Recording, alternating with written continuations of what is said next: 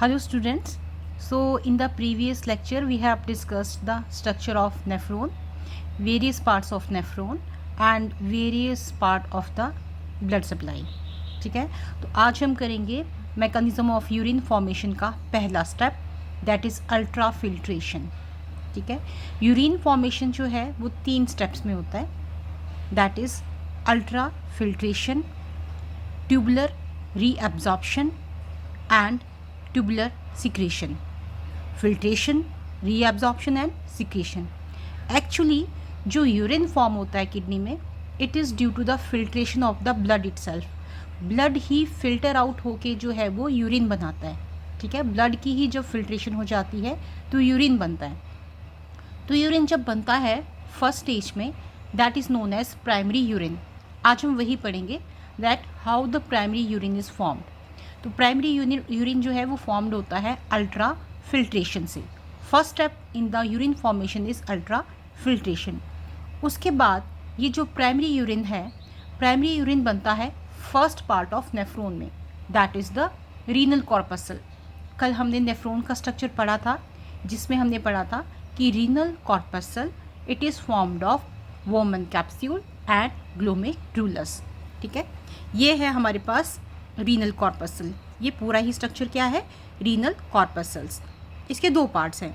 The outer one this is woman capsule.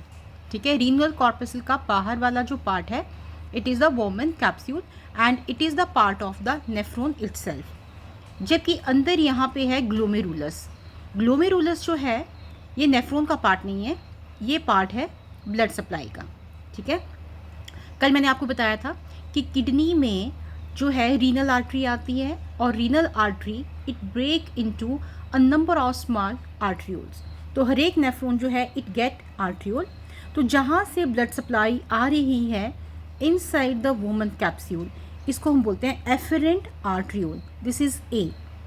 ये afferent arteriole it break into capillaries. ये आपको दिख रही होंगी, these are the capillaries and there are around 50 capillaries which are parallelly placed. तो यहाँ पे अराउंड 50 कैपिलरीज हैं which are parallelly placed. Then they rejoin. देखो एफरेंट आर्ट्रियोल ने ब्रेकअप किया और कैपिलरीज बनाई, और कैपिलरीज ने रीज्वाइन किया और अनदर इसकी ड्रेनेज बनाई which is known as the efferent arteriole.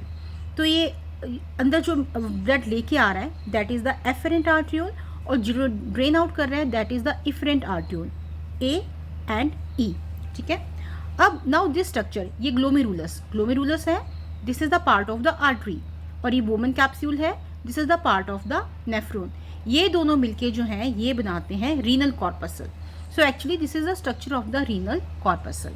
ठीक है, so today we will do the first part of the urine formation. मैंने आपको बताया मैकेनिज्म ऑफ यूरिन फॉर्मेशन. पहली बात तो ये है urine is formed inside the kidneys and it is formed due to the filtration of the blood.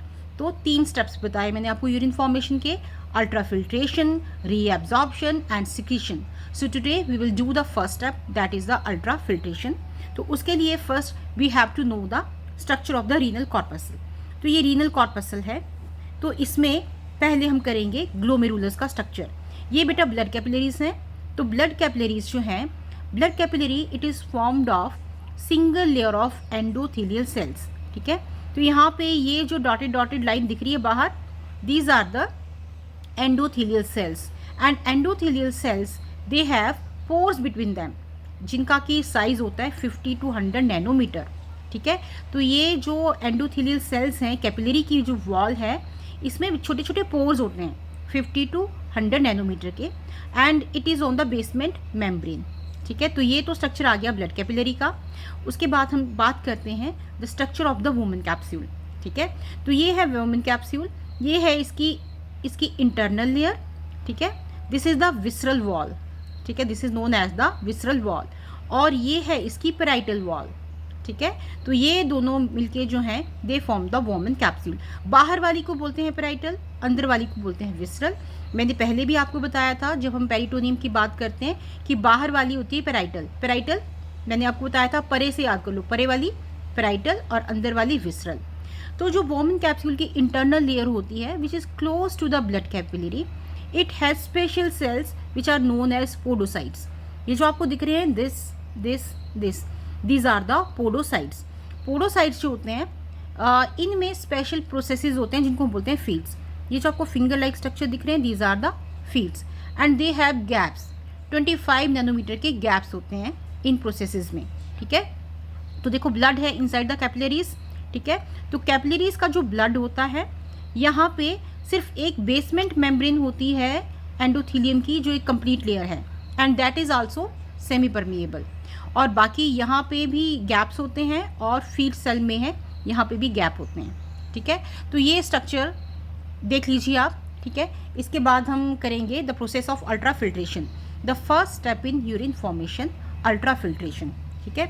अब यहाँ से प्रेशर से ब्लड आता है फ्रॉम द एफरेंट आर्ट्रियोल, ठीक है। और यहाँ पे प्रेशर अगेन इंक्रीज हो जाता है क्योंकि ये स्प्लिट कर जाता है बहुत ही नैरो कैपिलरीज में, ठीक है। तो यहाँ पे प्रेशर से क्या होता है कि ब्लड फिल्टर आउट हो जाता है यहाँ से और सारा ब्लड आ जाता है inside the lumen of the Bowman capsule, ठीक है। तो everything is filtered out, blood का जितना भी मटेरियल है वो सारा आ जाता है inside the Bowman capsule except the particles which have weight, molecular weight less than 68,000, ठीक है। 68,000 से जिनका मॉलिक्यूलर वेट कम होता है, जिनका डायमीटर वो जो है वो यहाँ पे फिल्टर आउट हो जाते हैं। तो सारा ब्लड यहाँ पे फिल्टर आउट हो जाता है और जो कैपिलरीज में बचता है, ठीक है, कैपिलरीज में जो बचता है फिल्ट्रेट, जो कैपिलरीज में बचता है उसमें होता है सिर्फ प्लाज्मा विद आरबीसीज, डब्ल्यूबीसीज, प्लेटलेट्स एंड लार्ज प्रोटीन्स, जिनका कि 68,000 से ज़्यादा वेट था, सिर्फ वही बचते हैं यहाँ पे, बाकी सारा फिल्टर आउट हो जाता है। और यहाँ पे जो फिल्टर आउट होता है उसको हम बोलते हैं अल्ट्रा फिल्ट्रेट और the primary urine. This is known as the ultra filtrate और the primary urine. Ultra filtrate में everything of blood is filtered out, ठीक है। इसको ग्लोमेरुलर फिल्ट्रेट भी बोलते हैं या कैप्सूलर फिल्ट्रेट भी बोलते हैं या अल्ट्रा फिल्ट्रेट भी बोलते हैं। It contain everything of the blood plasma, ठीक है। तो इसमें सब कुछ ही होता है, सारे के सारे आयंस होते हैं इसमें, ठीक है। सोडियम, पोटाशियम, मैग्नीशियम, सल्फेट हो गए, बाइकार्बोनेट हो गए, वाइटामिन हो गए, uric acid, creatine and water. तो मीन्स यहाँ पे सारे यूजफुल सब्सटेंसेस भी होते हैं और हार्मफुल भी। यूजफुल पे क्या हो गए, सारे के सारे आयन, सोडियम, पोटेशियम, फॉस्फेट, फिर अमाइनो एसिड्स, ग्लूकोज, मीन्स जो ऑर्गेनिक मॉलिक्यूल्स हैं वो भी हैं, वाइटामिन भी हैं, और हार्मफुल सब्सटेंसेस भी होते हैं जैसे यूरिया है, यूरिक एसिड है, क्रिएटिन है, प्लस वाटर। तो यहाँ पे क्या बचा मेरा ब्लड में, यहाँ पे the blood is left only with the RBCs, platelets and plasma proteins. कौन से प्लाज्मा प्रोटीन्स, जिनका साइज बड़ा था, ग्लोब्यूलिन्स एंड एल्ब्यूमिन्स, ठीक है। तो यहाँ पे blood is left with RBCs, डब्ल्यूबीसीज एंड प्रोटीन्स। और अगर यूरिन में हमें बाई चांस आरबीसीज मिलती हैं या प्रोटीन्स मिलते हैं, that means they are defect in the formation of the urine. Urine में नॉर्मली आरबीसीज जो है वो नहीं प्रेजेंट होनी चाहिए, एल्ब्यूमिन, ग्लोबुलिन जो है वो नहीं प्रेजेंट होनी चाहिए। तो यहाँ पे बन जाता है प्राइमरी यूरिन। अब ये प्राइमरी यूरिन जो है it goes through various parts of the nephron, वो हम नेक्स्ट लेक्चर में करेंगे। और ये प्राइमरी यूरिन बाद में मॉडिफाई हो जाता है। इसमें से मैंने बोला था सब कुछ फिल्टर आउट हो गया ब्लड का, ठीक है। Blood is left behind only with some proteins, WBCs and RBCs। तो यहाँ पे सारे जो यूजफुल सब्सटेंसेस हैं वो भी हमारे प्राइमरी यूरिन में आ गए थे। अब ये तो यूरिन के साथ बॉडी के बाहर चले जाएंगे, ठीक है। तो इनको सेव करने के लिए बाद में रीएब्जॉर्प्शन होगी, यहाँ से इंपॉर्टेंट सब्सटेंसेस वापस रीएब्जॉर्ब कर लिए जाएंगे ब्लड में। तो वो सेकेंड प्रोसेस होगा, दैट इज़ रीएब्जॉर्प्शन, ठीक है। Reabsorption of the important substances from urine back into the blood, वो सेकेंड स्टेप होगा। और थर्ड होता है ट्यूबुलर सिक्रीशन, कि और जो है जो प्रोडक्ट हैं which are to be remove from the body, ठीक है, एक्सक्रीटरी प्रोडक्ट है वो और इसमें डाले जाएंगे, ठीक है। तो वो दोनों प्रोसेस हम बाद में करेंगे, आज हम करेंगे अल्ट्रा फिल्ट्रेशन, ठीक है। तो अल्ट्रा फिल्ट्रेशन जो है it is the result of some pressures, ठीक है, it is the result of some pressures. तो पहला प्रेशर जो होता है जब ब्लड यहाँ से आ रहा है तो एक तो ग्रेविटेशनल फोर्स है, ऊपर से पतली पतली कैपिलरीज में स्प्लिट हो गया है, तो बहुत प्रेशर से ब्लड यहाँ से फिल्टर होता है, ठीक है। Now this pressure can be controlled by controlling the diameter of the afferent and efferent arteriole, ठीक है। इसका हम प्रेशर कंट्रोल कर सकते हैं। अगर प्रेशर बढ़ाना है तो इफरेंट आर्ट्रियोल को नैरो डाउन कर देंगे, ठीक है, यहाँ से कोई चीज़ फ्लो में आ रही है, ठीक है, लेकिन ड्रेन होने के लिए यहाँ पे हमने इसका डायमीटर नैरो डाउन कर दिया, तो क्या होगा, प्रेशर क्रिएट होगा, ठीक है। नेचुरली बहुत सारा फ्लो आ रहा है लेकिन वो नहीं निकल पा रहा, तो यहाँ पे क्या होगा, प्रेशर क्रिएट हो जाएगा, ठीक है। तो यहाँ पे एफरेंट आर्ट्रियोल की कंस्ट्रिक्शन से फिल्ट्रेशन प्रेशर को बढ़ाया जा सकता है, and this is according to the physiological needs of the body, कि ब्लड में प्लाज्मा का वॉल्यूम अगर कम हो गया है या ज़्यादा हो गया है वो हम लेटर ऑन करेंगे, ठीक है। That is regulation of the ultrafiltration. तो यहाँ पे एक प्रेशर के साथ फिल्टर आउट हो जाता है ब्लड, ठीक है, एंड ये प्रेशर जो होता है it is about 70 mm mercury. ये जो है प्रेशर, अल्ट्राफिल्ट्रेशन का pressure, this is 70 mm mercury, ठीक है। तो ये प्रेशर नीचे की डायरेक्शन में लगता है जो ब्लड को फिल्टर आउट कर रहा है, ठीक है। इसको अपोज करते हैं हमारे पास 2 प्रेशर्स, ठीक है। पहला प्रेशर तो क्या, जो यहाँ पे प्रोटीन्स बचे हैं, अब सारा का सारा पानी फिल्टर आउट हो गया, ठीक है, पानी, आयंस, विटामिन सब फिल्टर आउट हो गए, यहाँ पे क्या बचा, थोड़ा सा प्लाज्मा बचा, एल्ब्यूमिन्स एंड ग्लोबुलिन्स। तो ये एल्ब्यूमिन और ग्लोबुलिन्स जो हैं ये क्रिएट करते हैं ऑस्मोटिक प्रेशर, और ये फिल्ट्रेट को वापस खींचने की कोशिश करते हैं, मीन्स अपोजिट डायरेक्शन में प्रेशर लग रहा है। अल्ट्राफिल्ट्रेशन प्रेशर तो नीचे की डायरेक्शन में था, लेकिन अब ये जो प्रोटीन्स यहाँ पे बच गए हैं कैपिलरीज में, ये पानी को वापस खींच रहे हैं। ये वही बात है कि हम कहीं पे सॉल्ट अगर स्प्रिंकल कर लेंगे तो वो सॉल्ट वाटर को अपनी तरफ खींचेगा। तो अपोजिट डायरेक्शन में ये फिल्ट्रेशन, ये जो प्रेशर है ऑस्मोटिक प्रेशर, ये लगता है, ठीक है। और ये होता है अराउंड 30 mm मर्करी, ठीक है। ये जो ऑस्मोटिक प्रेशर जो है ये होता है अराउंड 30 mm मर्करी, जो अपोजिट डायरेक्शन में लग रहा है। ये आ गया दूसरा प्रेशर, ठीक है। पहला प्रेशर क्या था, 70 mm मर्करी नीचे की डायरेक्शन में, ठीक है।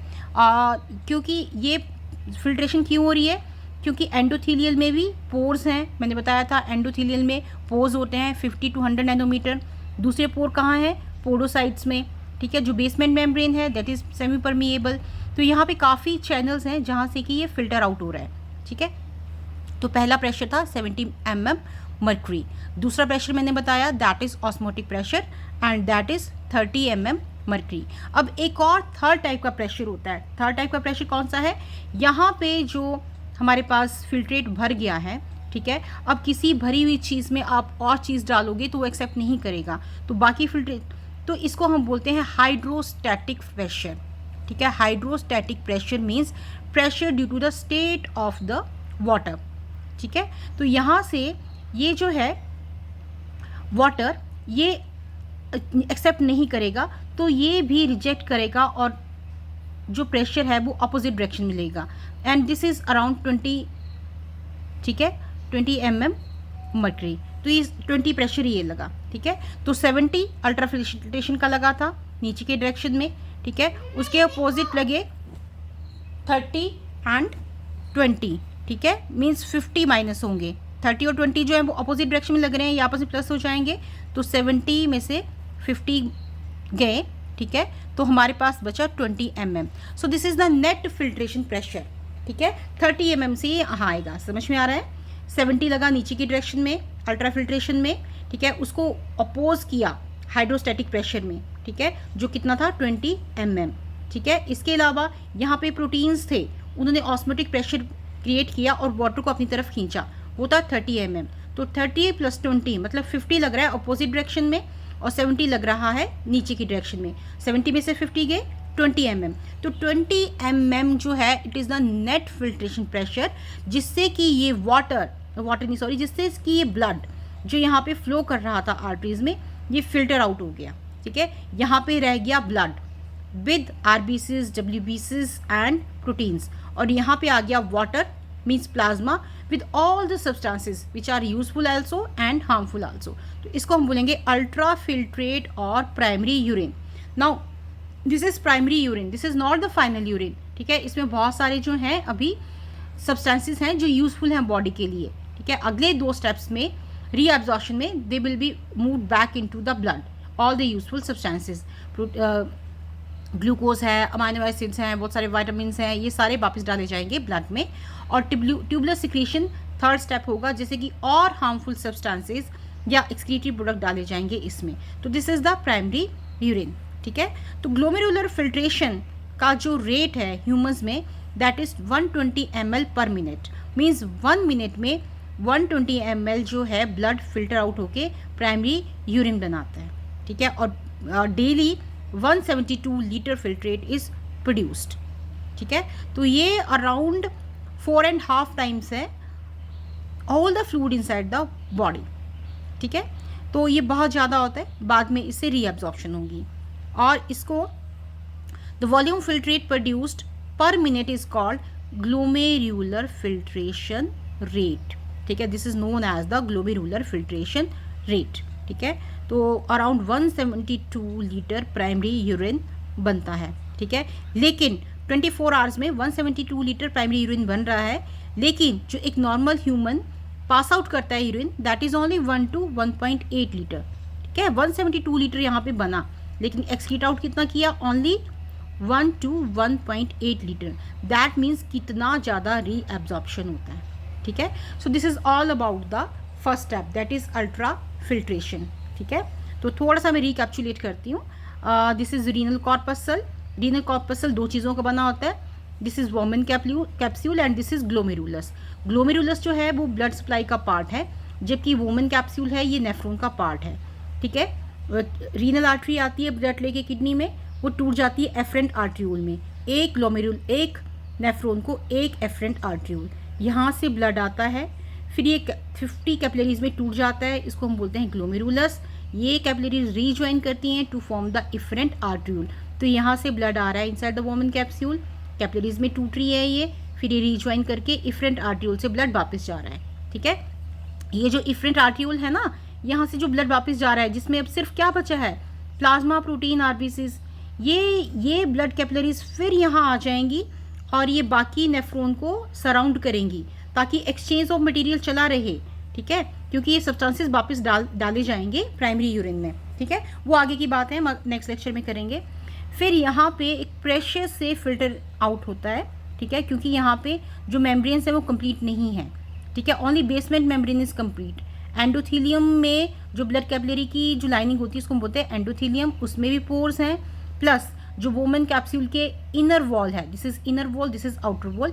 इनर वॉल में स्पेशल सेल्स हैं which are known as the podocytes, जिनके चैनल्स यहाँ आगे तक जिनके प्रोसेसेस होते हैं और उनके बीच में होते हैं स्लिट पोर्स, ठीक है। So due to this discontinuous endothelium and due to these slit pores of the podocytes जो ब्लड है वो फिल्टर आउट होता है प्रेशर से, और ये यहाँ पे बना देता है अल्ट्रा फिल्ट्रेट। तो 3 प्रेशर यहाँ पे काम करते हैं, नीचे की डायरेक्शन में 70 mm और अपोजिट डायरेक्शन में 2 pressures, excuse me 30 mm osmotic pressure, जो यहाँ पे मटेरियल बचा है वो पानी को वापस खींच रहा है, और जहाँ पे ऑलरेडी कोई चीज़ भरी हुई है तो वो और नहीं एक्सेप्ट करेगी, तो हाइड्रोस्टैटिक प्रेशर ये भी अपोजिट डायरेक्शन में लगेगा 20 mm, ठीक है।